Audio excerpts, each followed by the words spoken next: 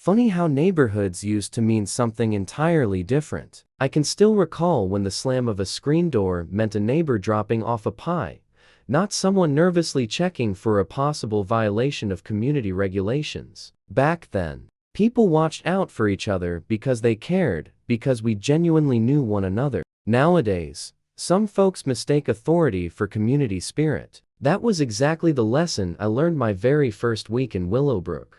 The morning sun glinted off Karen Mitchell's perfectly manicured lawn as she strutted across her porch, clutching a brown cardboard parcel to her chest, like it was some prized trophy. Her lips twisted into a smug, satisfied smirk as she glanced in the direction of my house. Just the new guy who'd moved in last week. Another win for the Willowbrook HOA president. Another suspicious package wastenterst before it could threaten the sacred order of her beloved neighborhood. She disappeared into her colonial-style home, no doubt heading straight for the kitchen table where she handled all her crucial HOA affairs. I could imagine her there, scissors ready, eager to expose whatever contraband she believed she'd saved the community from this time. I could practically picture the color draining from her face when she sliced through that tape. The way her fingers must have trembled when she held up the crisp navy blue fabric of a police uniform, and just beneath it, wrapped carefully in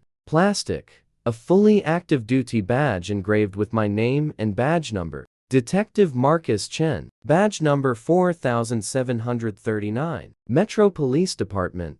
I'd been excited to start fresh at my new precinct after transferring from the downtown division. Willowbrook looked perfect, quiet streets, clean homes, and safe enough for my daughter to spend weekends with me. Sure, the HOA packet felt thicker than my entire lease, but I figured sticking to a few rules about lawn height and mailbox colors was a small price for some peace.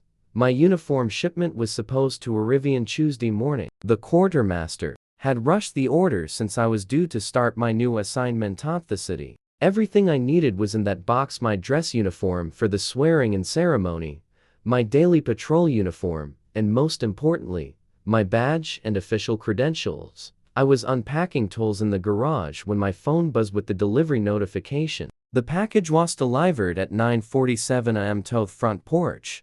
Perfect. I'd grab it after sorting the last of the boxes. 20 minutes later, I stepped outside to find my porch empty. No box, no slip, nothing. My first thought was driver error. These streets were nearly identical: same mailboxes, same driveways, same manicured lawns. I opened the delivery app and checked the photo proof. There it was, sitting squarely on my welcome mat. Timestamp, 9:47 am. Just as the notification stated, something didn't sit right. 2 decades in law enforcement had taught me to trust my gut, and right now it was shouting that something was off. I looked across the street at Karen's house. She was peeking through her blinds, but when our eyes almost met, the blind snapped shut. I'd met her only once the day after I moved in. She showed up with a fruit basket in one hand and a stack of HOA violation notices in the other. My moving truck had apparently blocked the sidewalk for 15 minutes. My trash cans were visible from the street, and the previous owner's rose bushes were a full 2 inches above regulation height. "Welcome to Willowbrook," she'd said with a smile that never quite touched her eyes. "I'm Karen Mitchell, HOA president. We run a tight ship here, and I'm sure you'll appreciate that, being new." "Where did you say you worked again?" I hadn't. I just thanked her for the fruit basket and promised to read the guidelines. Something about how she lingered on my porch, craning her neck to peek inside, made me keep my profession private. Now was standing on my empty porch with the delivery photo confirming the package was definitely there. I opened the doorbell camera app. The footage loaded slowly, but when it finally played, everything became crystal clear. 9:47 am. The delivery driver places the box and snaps a photo. 9:49 am. Karen Mitchell emerges, scanning left and right like some low-budget suburban detective. 9:50 am. She marches across the street, eyes darting suspiciously. 9:51 am. She bends down, grabs my package, and hurries back home. I saved the video, took a steadying breath. 20 years on the job had taught me patience. Confronting Her outright would give her time to get rid of the evidence or twist things into some story about protecting the neighborhood. No, this called for a different kind of response. I phoned my sergeant at the new precinct. "Hey, Sarge, we've got a situation. My uniform shipment was stolen, badge and credentials included." His tone sharpened instantly. "You're telling me someone out there has your active badge?" "Yes, sir. And I have video proof of who took it. A neighbor." "Don't confront them. I'm contacting internal affairs now. A stolen badge is a federal offense, especially if they try to use it." "Where are you?" I gave him my address and Karen's details. Within an hour, 2 detectives showed up at my door, not from my new precinct, but from internal affairs. Detective Rodriguez and Detective Kim were all business. "Show us the footage," Rodriguez said. I pulled it up on my laptop. They watched. Karen swiped the package 3 times, zooming in on her face, the box, the timestamps. "This is serious," Kim murmured, scribbling notes. "If she opened federal mail containing police credentials, we're looking at multiple felonies." "Has she contacted you since she took it?" "No direct contact," I said, "but I've seen her going door to door, talking to neighbors. And she seems animated." Rodriguez and Kim exchanged a look. "We need to move fast before she destroys evidence. We're getting a warrant. Until then, act normal. Don't let her know you're aware." The next morning, I was outside watering my lawn when Karen made her move. Clipboard in hand, chin raised high, she marched across the street. "Mr. Cheen," she said, deliberately mispronouncing my name as if doing so gave her some kind of authority. "I've had multiple complaints about suspicious activity at your residence. Packages arriving at odd hours, unfamiliar visitors. As HOA president, I need to know exactly what sort of business you're running from this property."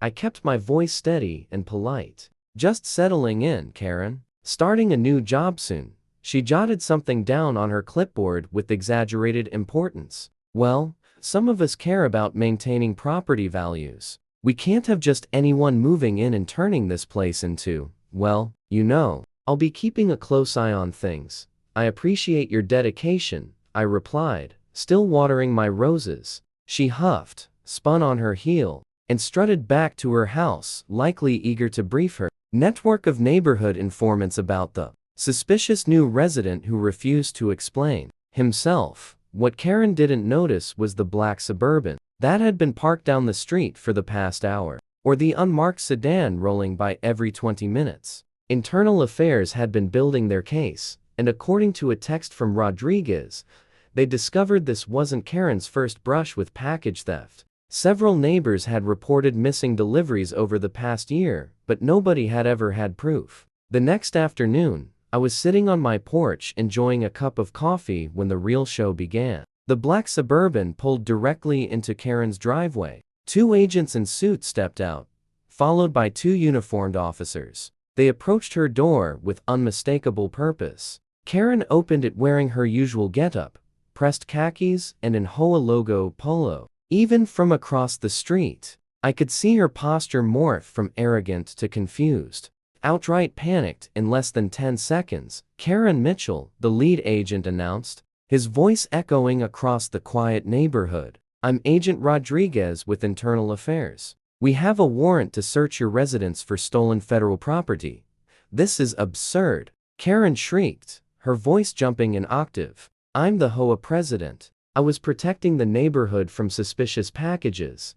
"Ma'am," the agent replied, "you removed mail from someone else's porch. That's federal mail theft. And the contents, I was going to report it," she snapped, cutting him off. "As soon as I saw what was inside, I was going to call the police." Just then, Rodriguez's partner exited the house holding an evidence bag. "Inside were my uniform and badge. Found these in the hall closet, sir."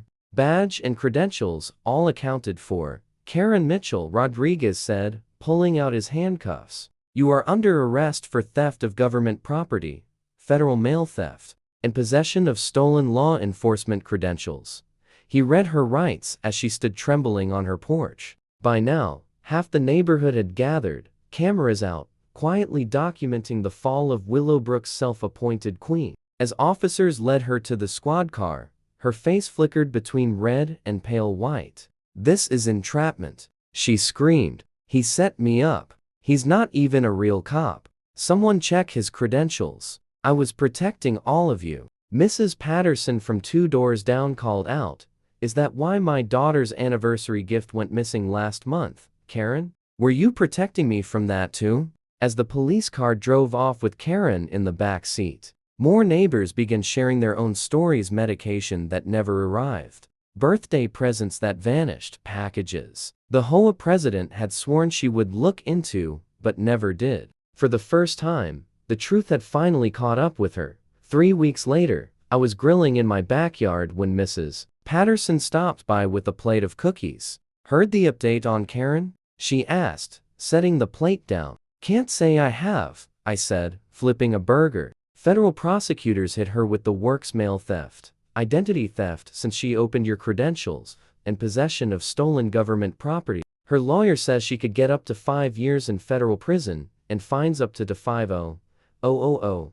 I let out a low whistle. "That's serious." Mrs. Patterson nodded. "The HOA board held an emergency meeting last night. Unanimously voted her out. First time in 15 years, Karen Mitchell hasn't been running things. She even tried to preside over her own removal. When they told her she couldn't participate, she fainted. Paramedics said it was just shock. She smiled and headed home, leaving me to my grill." The neighborhood already felt different without Karen's constant surveillance. Kids were playing in the street without being lectured about property values. Folks were hanging up holiday decorations without triple checking whether they were compliant. Peace had finally returned to Willowbrook. 6 months later, the trial made local headlines. Karen Mitchell, former HOA president, was found guilty on all counts. The judge didn't buy her claims of neighborhood protection. Sentence: 5 years probation, a $100,000 fine, and 300 hours of community service. The news cameras captured her face as the verdict was read, eyes wide, mouth frozen in a perfect O of disbelief, her meticulously styled hair drooping under the courtroom lights as reality finally fully hit her like the video. If you've ever dealt with a nosy neighbor, and subscribe for more wild HOA drama where justice always knocks twice.